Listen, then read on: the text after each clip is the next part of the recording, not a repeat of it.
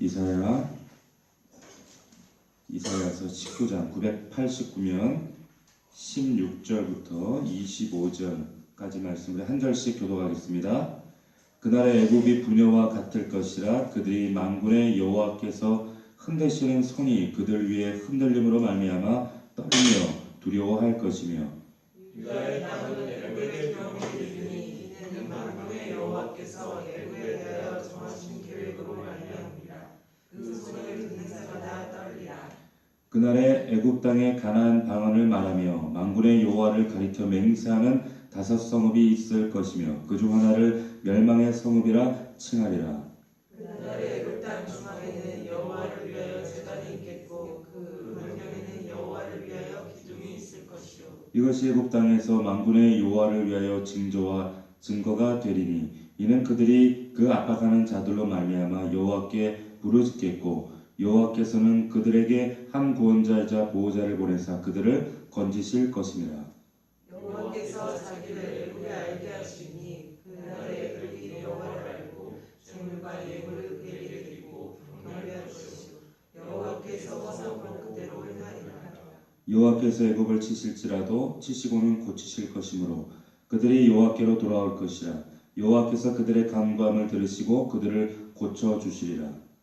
그날에 애굽에서 아수르 하는 대로 가졌어.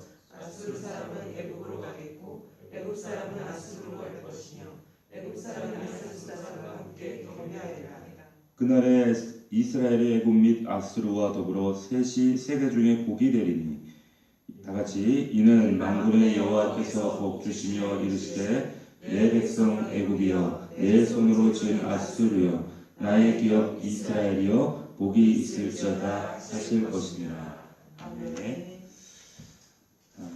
어제 말씀 이어서 이 애굽에 관한 그 심판 예언 말씀이 20장 6절까지 이어집니다. 그런데 오늘 말씀의 내용을 보게 되면 어제 말씀 애굽의 심판 예언, 나일강이 마르고 또 내랑과 분란으로 결국 애굽을 하나님 심판하신다는 그런 이야기인데 20장에 결국 이제 아수르에 의해서 무너지는 그런 사건이 등장합니다. 그런데 오늘 말씀에 오늘 본문은 이 두 단락 사이에서 어떤 심판에 관한 말씀이 아니라 회복에 대한 말씀을 담고 있습니다. 애굽에 대한 하나님의 궁극적인 심판 그리고 아수르의 멸망 그것이 아니라 이 애굽이 개종하고 회복하고 아주 종말론적으로 이 세 나라가 화합하고 평화를 이룬다라고 하는 그런 이야기가 오늘 본문의 주된 내용입니다. 오늘 여기 말씀을 보게 되면 우리 16절에 그리고 18절, 19, 21, 23, 24절까지 계속 반복되는 단어가 있어요. 그 단어가 뭔가 하면 그날에라고 하는 말입니다. 그날에 한번 보십시오. 16절에 그날에 애굽이 부녀와 같을 것이라. 18절에 그날에 애굽 땅의 방언을 말하고 또 21절에 나오죠. 그날에 애굽이 여호와를 알고 23절 그날에 또 24절 그날에. 자, 여기 그날이 어떤 날일까요? 그날에 이 그날이 어떤 날인가?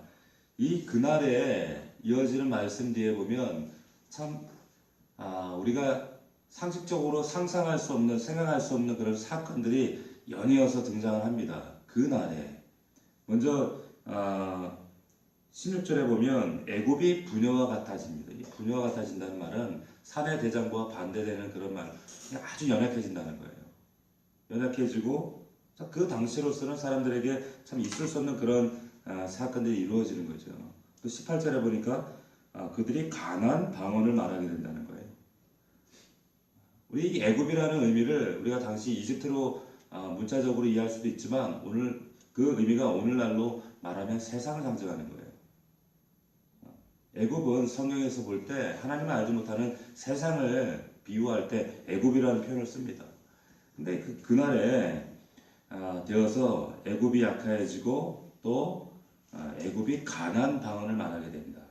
이 가나안 방언이라는 것은 7 족속이 쓰던 그 가나안 족속들의 방언을 말하는 것이 아니라 가나안 땅에 거주하고 살던 히브리 민족들의 언어를 말하는 거예요. 다시 말하면 이스라엘 백성들이 썼던 그 히브리 언어를 말하는데 더 나아가면 이 이스라엘 히브리 언어로 되어져 있는 성경 말씀, 그 성경 말씀을 그들이 읽게 되어진다는 거예요. 자, 이런 말도 안 되는 놀랄만한 일들이 이루어져요. 당시에 애굽 사람들은 히브리 말을 가장 경시했거든요. 본인들이 모든 문명과 문화와 언어의 중심지라고 여겼는데 자신들이 히브리 언어를 쓴다. 이 말도 안 되는 사건이 이루어지는 거죠. 더군다나 그 히브리어로 된 성경을 보게 되어진다는 하는 것은 상식적으로 납득이 안 되는 그런 사건이죠. 또 하나가 여기에 보니까 애굽 땅에 제단이 세워진다는 거예요. 자, 여기 보니까 보면 18절에 가나안 방언을 말하며 만군의 여호와를 가리켜 맹세하는 5성읍이 있을 것이며 그중 하나를 멸망성을 칠하리라. 그리고 19절에 그날에 애굽 땅 중앙에 여호와를 위하여 제단이 있겠고. 자, 이 사건이 실제 이루어졌습니다. BC 400년경에 여기 그 엘레판틴이라고 하는 그 애굽의 도시에 여호와의 성전이 세워졌어요. 그 역사적인 증거 사료들이 있습니다. 그런데 이러한 일들이 훗날 이루어지게 된다라고 하는 것이죠. 언제? 그날에 이러한 일들이 이루어지는데 여기 16절에 보면 그 시작에 보면 그날에 이러한 일들이 이루어지는데 먼저 어떻게 그 시작이 이루어지는가 여기 보니까 16절 다시 한번 보십시오. 그날에 애굽이 분여와 같을 것이라 그들이 만군의 여호와께서 흔드시는 손이 그들 위에 흔들림으로 말미암아 떨며 두려워할 것이다. 시작은 두려움입니다. 하나님의 흔드시는 손, 그들 위에 임하시는 하나님의 흔드심으로 인해서 흔들림으로 말미암아 그들이 두려워하더라. 이 두려움, 하나님을 향한 이 두려움, 경외의 감, 이 경외의 심, 이것은 신앙심으로 이어집니다. 우리 삶 가운데 하나님이 허락하시는 그런 두려움이 있어요. 아이고, 죄졌네, 잘못했네, 이렇게 살면 안 되는데, 똑바로 못 살았네. 어떤 하나님에 대한 죄에 대한 인식으로 오는 두려움도 있겠지만, 그런 경외심도 있겠지만, 하나님에 대한 인식에 대한 어떤 두려움으로 인하여서 하나님께서 내 삶 가운데 어떤 매개를 통해서 나를 흔드실 때 그 두려움으로 인해서 오는 그런 경외감이 있습니다. 그 경외감으로 말미암아 하나님에 대한 어떤 믿음의 발로가 더 견고해져요. 이 두려움은 나쁜 두려움이 아니에요. 하나님께서 우리를 흔드실 때 사용하시는 것들이 주로 물질로 인해서 혹은 사람과의 관계를 통해서 혹은 부부간의 관계를 통해서 이런 내 주변의 관계를 통해서 하나님께서 나를 흔드세요. 흔드시는 경우가 있습니다. 한반도 지금 정세가 막 어렵잖아요. 우리가 뉴스를 볼 때 또 언론을 통해서 세상에 돌아가는 정세를 볼 때 지금 미국 땅에서는 태풍 아마가 수백만 이재민을 만들고 또 베네수엘라에서는 지금 상상할 수 없는 그런 어떤 그 인플레로 나라가 지금 무너지고 얼마 전까지 강건했던 나라가 지금 위기에 처해 있고 지금 온 세상은 지금 남과 북을 지금 주목하고 있지 않습니까? 핵이라고 하는 사건으로 지금 일촉즉발 언제 전쟁이 일어날지도 모르는 이런 상황 가운데에 이런 그 한 나라를 전 세계를 흔들고 있는 이 북한의 그런 참 위협적인 행동들 그런 모습들을 통해 우리가 두려워할 것은 사실 북한이 아니라 그들 가운데 지금 운행하시는 여호와의 손이에요. 하나님의 진행하심 그 손을 우리가 두려워할 줄 아는 그리고 하나님을 인식할 수 있는 저와 여러분들이 되셔야 합니다. 우리의 삶 가운데서 가정에서 생각지도 않은 관계의 어려움, 부부간의 어려움 혹은 직장과 회사에서 참 말도 안 되는 그 부장이 하든 사장이 사업주가 우리의 관계를 어렵게 할 수 있어요. 그런 우리의 삶을 근간을 흔들어댈 때에 우리가 기억해야 될 것은 뭔가 하면 지금 여호와께서 흔드시는 손이 있구나라는 거예요. 그때 하나님을 인식하는 것이 흔들림. 우리는 바로 하나님을 인식해야 돼요. 하나님을 주목해야 됩니다. 그래서 그 하나님이 흔드시는 가운데 내가 하나님 앞에 지금 놓치고 있는 것이 무엇인가라고.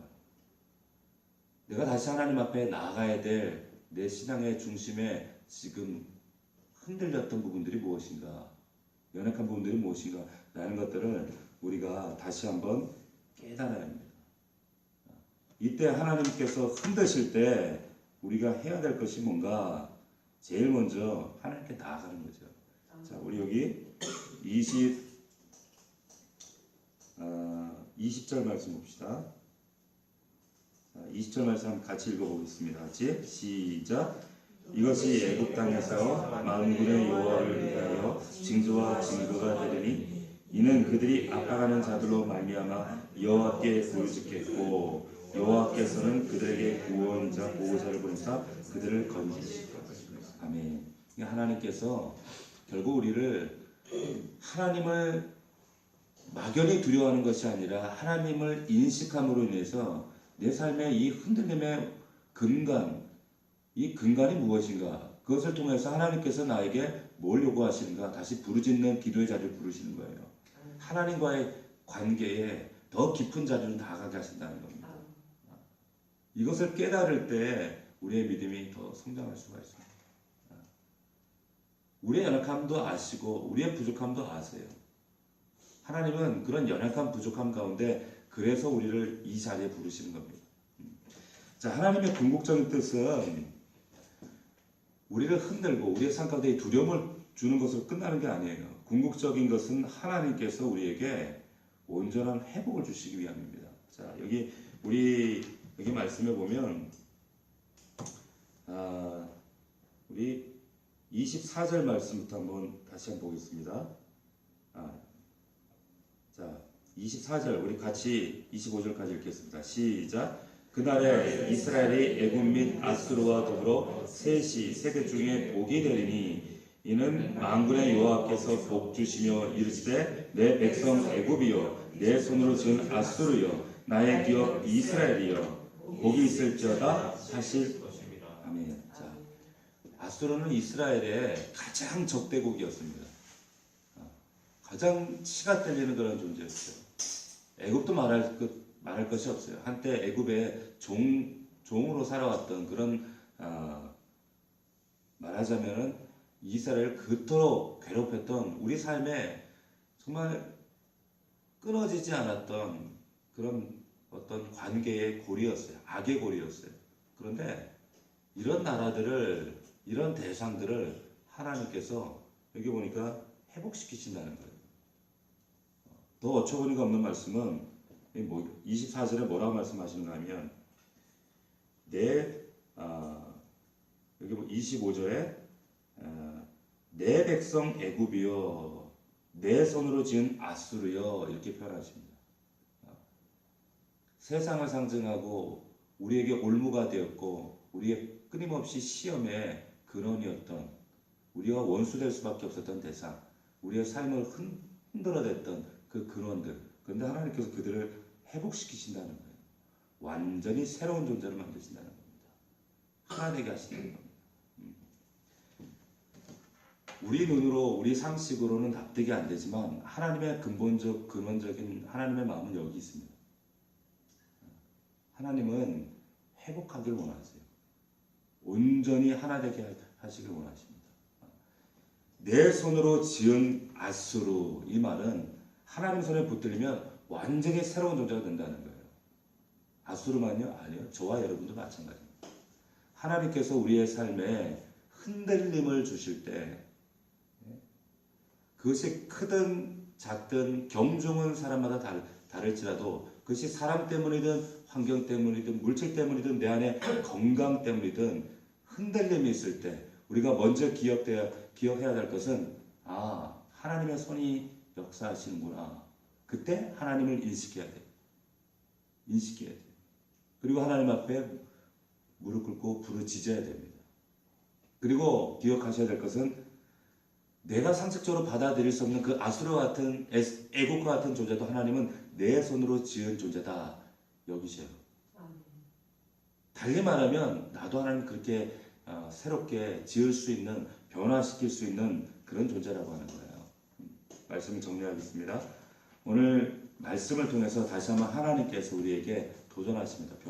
변화되기를 도전하시는 거예요. 하나님께서 다시 한번 우리의 삶 가운데 하나님의 손을 그냥 막연히 어떤 공포와 두려움의 대상이 그 손이 아니라 내 삶을 새로운 존재로 빚으시기 위한 하나님의 흔들림입니다. 흔드심입니다. 그 흔드심 앞에 하나님을 다시 한번 경외하고 내 모습을 하나님 앞에서 다시 한번 비춰볼 수 있는, 돌이켜볼 수 있는, 그리고 하나님이 원하시는 모습으로 회복의 역사를 우리가 기대하며 나아가는 그런 저와 여러분들이 되기를 주의 이름으로 축원합니다. 기도하겠습니다.